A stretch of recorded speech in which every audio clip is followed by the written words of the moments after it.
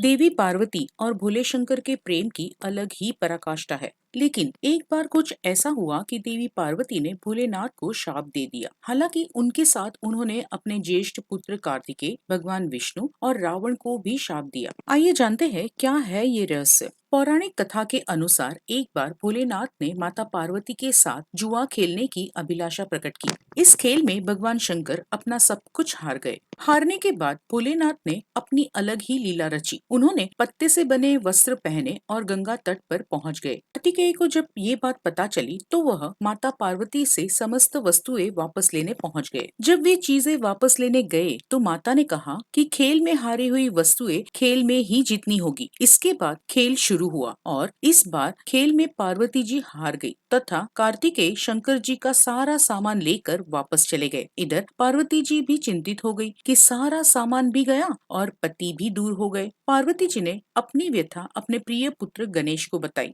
माँ की पीड़ा सुनने के बाद गणेश जी समाधान हेतु पिता के पास स्वयं खेल खेलने पहुँच गए। इस बार भोलेनाथ जी और गणेश जी के बीच हुए इस खेल में गणेश जी जीत गए। उन्होंने अपनी जीत का समाचार माता को सुनाया तो माता ने उन्हें अपने पिता को साथ लेकर आने के लिए कहा। इसके बाद गणेश जी फिर भोलेनाथ की खोज में निकल पड़े। भोलेनाथ से उनकी भेंट हरिद्वार में हुई। उस समय भोलेनाथ भगवान विष्णु व कार्तिकेय के साथ भ्रमण कर रहे थे। पार्वती से नाराज भोलेनाथ ने लौटने से मना कर दिया। भोलेनाथ के भक्त रावण ने बिल्ली का रूप धारण करके गणेश जी के वाहन मूषक को डरा दिया। मूषक गणेश जी को छोड़कर भाग गए। इधर भगवान विष्णु ने भोले शंकर की इच्छा से पासों का रूप धारण कर लिया। गणेश जी ने माता के उदास होने की बात भोलेनाथ को कह सुनाई। इस पर भोलेनाथ बोले कि हमने नया पासा बनवाया है। अगर तुम्हारी माता पुनः खेल खेलने को तैयार है तो मैं वापस चल सकता हूँ। गणेश जी के आश्वासन पर भोलेनाथ माता पार्वती के पास पहुँचे और खेलने को कहा। इस पर माता पार्वती ने उनसे पूछा कि अब उनके पास खेल में हारने के लिए क्या है।